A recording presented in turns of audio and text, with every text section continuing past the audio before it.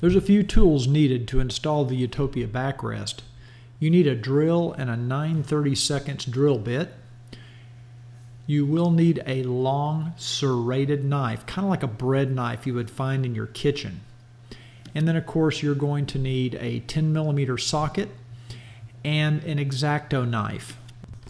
Make sure you have all the parts shown on the screen before attempting the installation of the Utopia backrest. Before installing the Utopia backrest, you'll need to remove the seat from your Goldwing.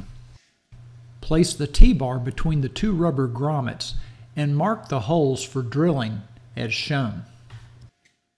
There are two sets of holes, so make sure you use the correct set for your year model Goldwing.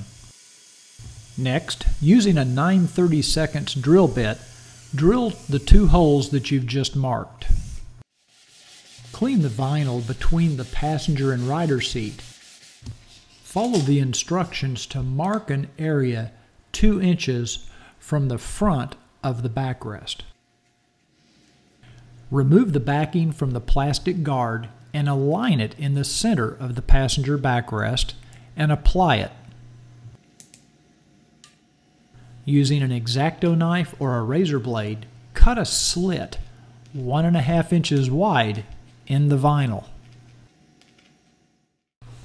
Use a long serrated kitchen knife and insert it into the slit that you created with the X-Acto knife.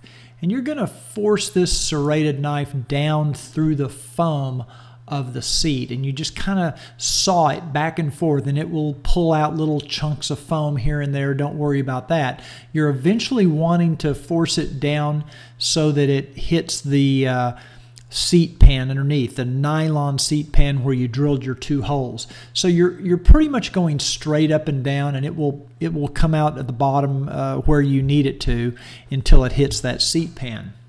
Now, if you have a heated seat, you might want to be concerned about the wires. They do come up on the right side of this backrest, so it's a good idea to have the serrated part of the knife facing to the left. You'll see where the serrations are on my knife, and I have those facing the left side of the seat. That keeps you from accidentally cutting into the wires of the heated seat, because they do run around this right-hand side here, as I'm showing you now. So just keep working that knife in. You know, it takes a while to do this. Don't get in a hurry. It takes a little bit to saw through that foam. And just take your time, and you will eventually, that knife will go all the way down to the handle if you have an 8 or 9 inch blade, and it will hit that nylon seat pan.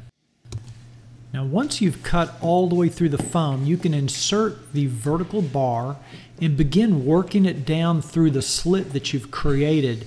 And it's going to have to go all the way down till it butts up against that little plastic guard. And if you turn the seat over and look at the back, you can start to see the end of that vertical bar coming and lining up with those two holes.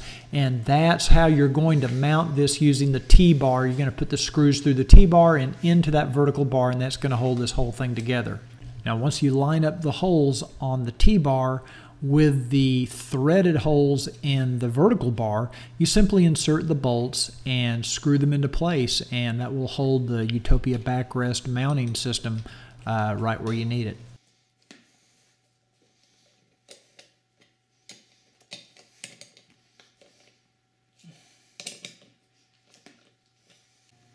Now, once it's installed, this is how the mounting bar should look from the top of the seat.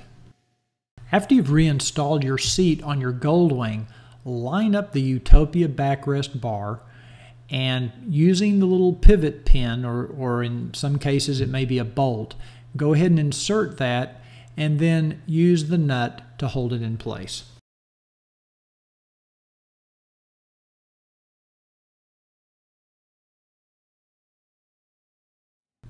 Now there's nothing left to do but sit back and relax and enjoy your Utopia backrest. You know, you can easily flip it forward for passengers to get on and off the bike, and it fits the style of the Goldwing seat perfectly.